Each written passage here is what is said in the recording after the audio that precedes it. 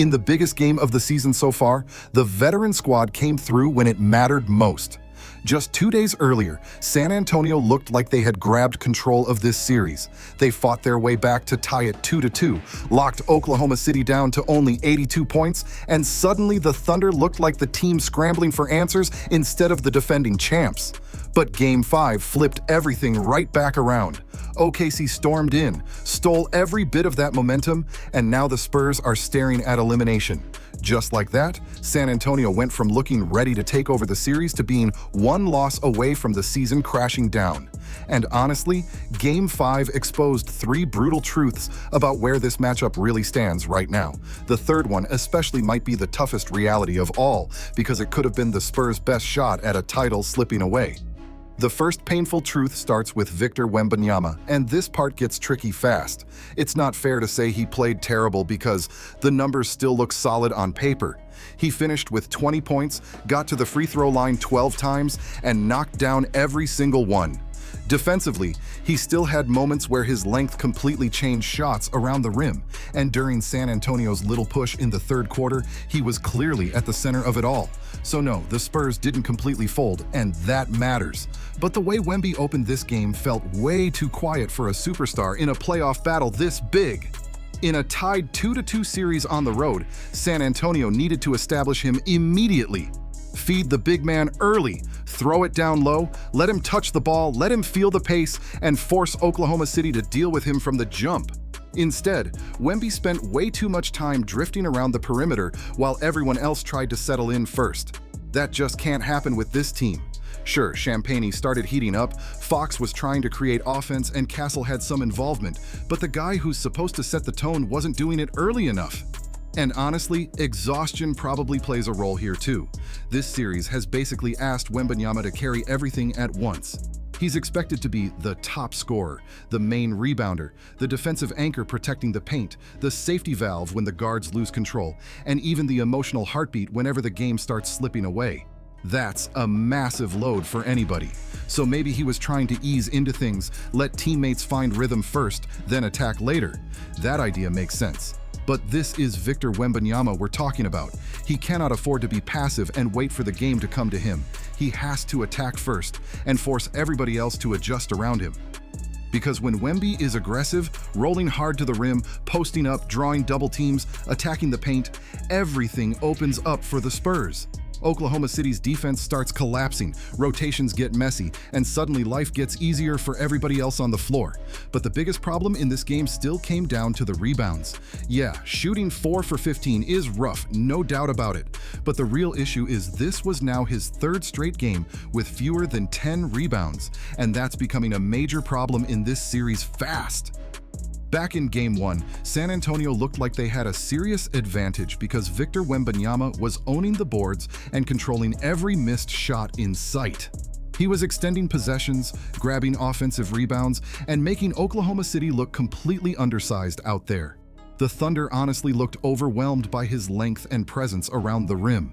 But ever since that opener, OKC has completely flipped the battle into a gritty, physical fight. That's what made Game 5 so frustrating for Spurs fans. It wasn't like Wemby disappeared or had zero impact. San Antonio still had chances to steal this game.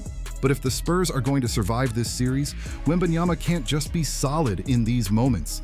He has to be the nightmare matchup that bends the entire game around him. He's got to dominate the glass, control possessions, and force Oklahoma City to constantly react to him instead of drifting around the outside trying to find rhythm. The Spurs need him attacking the game from the opening tip, not easing his way into it while the Thunder settle in first. And quick pause, if you've been enjoying these playoff breakdowns, hit that like button and subscribe because it seriously helps the channel keep growing. Now, the second painful truth is where this series really started shifting, and it all comes back to Isaiah Hartenstein. At this point, he's quietly become Oklahoma City's most important adjustment in the entire matchup. Technically, Hartenstein started Game 1, but the Thunder moved away from him almost immediately. At the time, the thinking actually made sense. Since Hartenstein isn't a real three-point threat, the plan was probably to let Wembanyama roam near the paint, sag off him, and basically shut down the lane by himself. After only 3 minutes in that first game, Mark Daigneault pulled him and inserted Alex Caruso instead, trying to speed things up with a smaller lineup against Wemby. But that strategy backfired badly. Going smaller played directly into San Antonio's hands.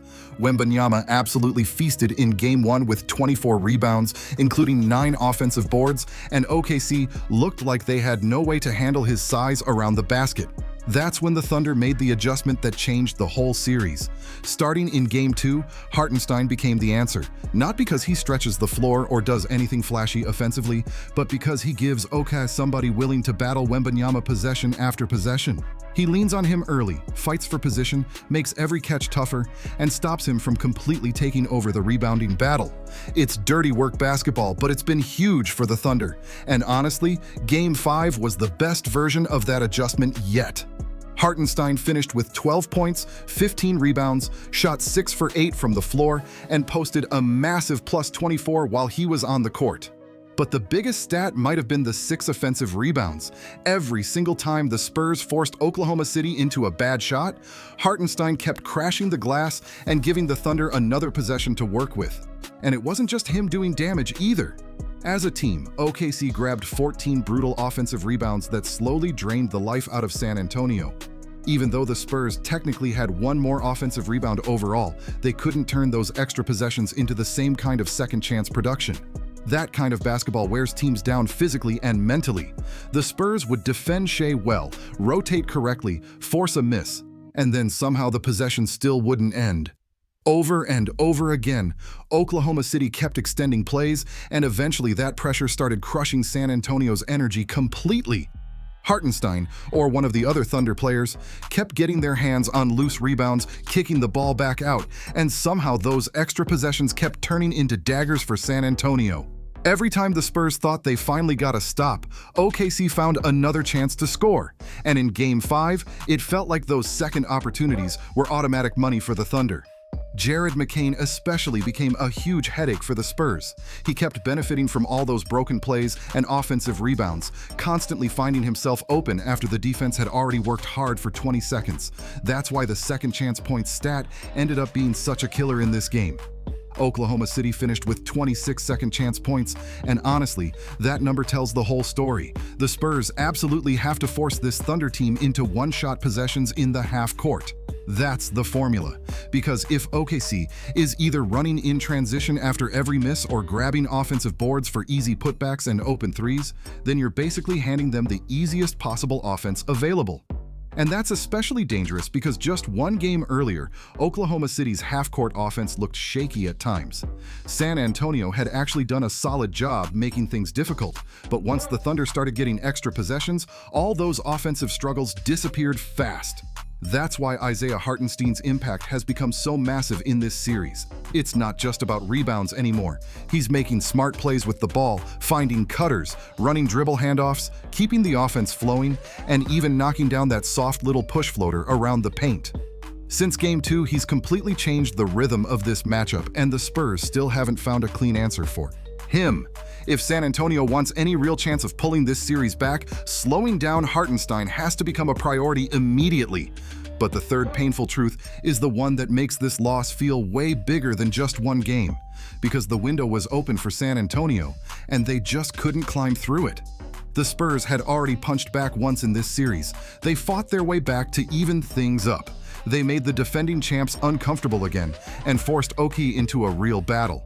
For a moment, it looked like San Antonio might actually be ready to take control, but Game 5 became the night where every small mistake piled up all at once. One missed rebound suddenly turned into a second chance three. One unnecessary foul away from the basket became free throws in the bonus. One rough stretch from the bench turned into a bigger deficit, and before long, the Spurs weren't just fighting to win anymore. They were fighting to survive the pressure of the entire series. And yeah, the officiating definitely became part of the story too. There's no ignoring that. That missed goaltending call where Wallace knocks the ball out of the cylinder was a brutal miss by the refs. Then only moments later, they missed the out-of-bounds call when the ball obviously went off Holmgren's foot. Those two mistakes happened within minutes of each other and created a massive 5-point swing in a game that ended up being decided by only 10 points. That kind of momentum shift can crush a young team already struggling to stay alive on the road. You could feel the frustration building for San Antonio after those sequences. But at the same time, this loss can't be pinned entirely on the referees. The Spurs also put themselves in too many bad situations. They reached too often defensively, got overly physical away from the ball, and committed a bunch of unnecessary fouls that gave OKC easy chances at the line. And honestly, this is where San Antonio's youth really started showing up under the bright lights of the Western Conference Finals. Oklahoma City is experienced when it comes to punishing mistakes. They stay patient, wait for teams to get sloppy, and then slowly take control possession by possession. Shai Gilgeous-Alexander didn't even need to hit a bunch of tough jumpers to put pressure on the Spurs. He just kept attacking, drawing contact, and getting to the free throw line over and over again. The Thunder used San Antonio's aggression against them, and little by little, the game started slipping completely out of the Spurs' hands. And honestly, that's what makes this loss even more frustrating for San Antonio. It didn't feel like some unstoppable SGA takeover where he completely torched the Spurs from everywhere on the floor. Sure, Shai Gilgeous-Alexander was very good, no question about that. But this game felt more like Oklahoma City surviving ugly possessions and capitalizing on mistakes rather than fully dominating San Antonio outright. SGA ended the night with 32 points, but here's the wild part.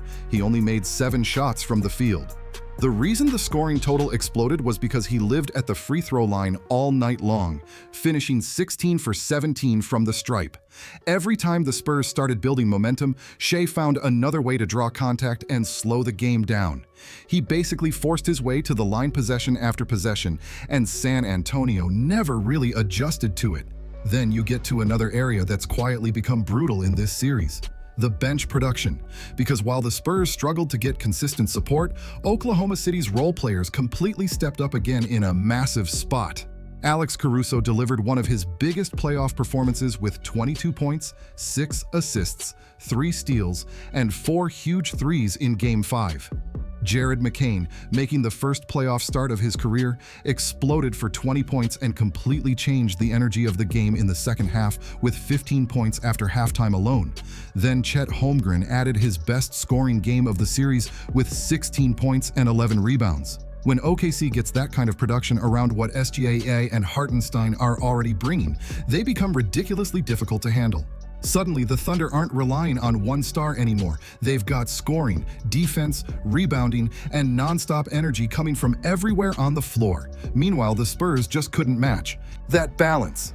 Fox struggled badly, shooting only 4 for 15, and Devin Vassell had a rough night too at just 2 for 11.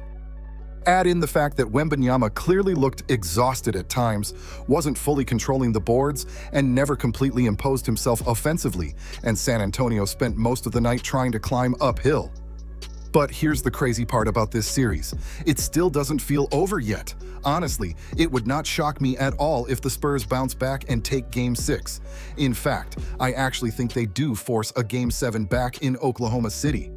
This matchup has felt unpredictable from the start, like there's always one more twist waiting around the corner, and it still feels like another huge moment is coming. I think Wembanyama still has another monster performance left in him.